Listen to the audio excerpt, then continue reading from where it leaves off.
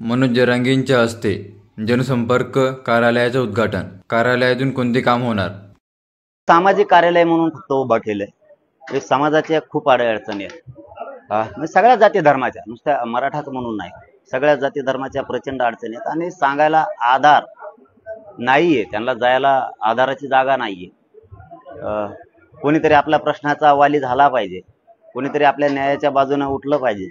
अनेक प्रश्न आहेत, महिलांचे आहेत, मुलींचे आहेत, शाळेतल्या विद्यार्थ्यांचे आहेत, मुलांचे प्रश्न आहेत शाळेतले, कोणाचे नोकऱ्याचे आहेत, काहींना घेतलं जात नाही, काहीला घेतलेलं असून काढून टाकलं जातं, काहींच्या निवड झाल्यात घेतलं जात नाही, काहीच्या आरक्षणाचे प्रॉब्लेम आहेत, काहीच्या आरक्षणाचे नसून पण आहेत, काहीच्या दवाखान्याचे प्रॉब्लेम आहेत, खोटे काही केसेसचे प्रॉब्लेम आहेत, लोकांच्या बांधाचे प्रॉब्लेम आहेत, कोणाच्या शेताचे प्रॉब्लेम आहेत, कोणाचे शेतीमालाचे आहेत, अनुदानाचे आहेत, कोणाच्या कर्जाचे आहेत, अनेक अडचणी आहेत, कोणाच्या दवाखान्यात संकट आहेत, कोणाला बघितलं जात नाही, काही अधिकारी करत नाहीत, काही अधिकारी करतायत, इथं अनेक प्रश्न आहेत।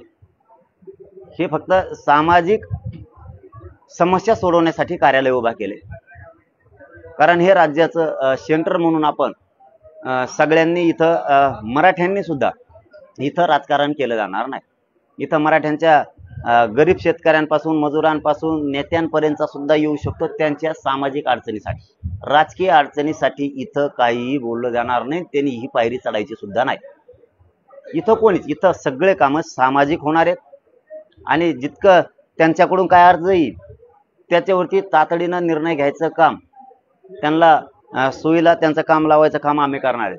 प्रयत्न आम्ही 100% करणार आहे, कारण त्यांना कुठंतरी आधार पाहिजे ना। आधार म्हणून या राज्यातल्या समाजाच्या, जनतेच्या, मराठ्यांच्या पाठीशी हे कार्यालय ताकदीनं उभं राहणार, ताकदीनं उभं राहणार। होईल नाही होईल, परंतु प्रयत्नाला आम्ही कमी पडणार नाही।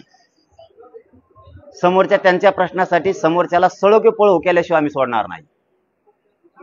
या राज्यात खूप अडचणी आहेत, खूप प्रश्न आहेत, ते कोणाला सांगावं सुद्धा कळत नाही, म्हणून आम्ही काही महिलांचा स्टाफ ठेवणार आहेत आणि काही पोरांचा, जिथे ते कामं घेतील। मी तर 8 दिवसातून एकदा तर किमान 100% दिवसभर इथं बसणार, 100%।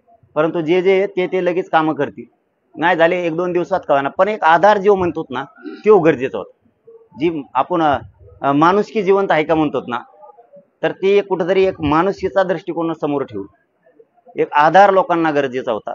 लोकांचं, गरिबांचं म्हणणं होतं आम्हाला कोणी वाली नाही, बोलता बोलता ग्रामीण भागात बोललं जातं, आमचा कोणी वाली नाही ना, मग आम्ही ह्यो राजकारणी मोठा केला, त्यो मोठा केला, किंवा हे उद्योगपती मोठा केला, तो केला, पण आम्हाला वालीच कोणी नाही। इथं श्रीमंत मराठ्यांपासून गरीब मराठ्यांपर्यंत कोणावरही अडचण आली तर सोडवायला हे कार्यालय उभा राहणार। मग ते राजकारणी असेल, तो बिल्डर असेल, तो कॉन्ट्रॅक्टर असेल, तो व्यावसायिक असेल, तो हॉटेल चालवणारा, टपरी चालवणारा असेल, शेतकरी असेल, वावता हाणणार असेल, बांधावरचा असेल, ऊस तोडणार असेल, कोणताही गरीब असो, त्याच्या सुखादुःखात त्याला सहकार्य करण्याचं काम या भवनातून आम्ही करण्याचा 100% प्रयत्न करणार आहे, 100%। आणि सगळ्या जाती धर्माच्या लोकांना, कारण याला आम्ही शक्यतो नावच देणार आहेत आता की जनतेच्या न्यायाचा दरबार म्हणून छत्रपती भवन, जनतेला इथून कसा न्याय देता येईल हे काम आम्ही या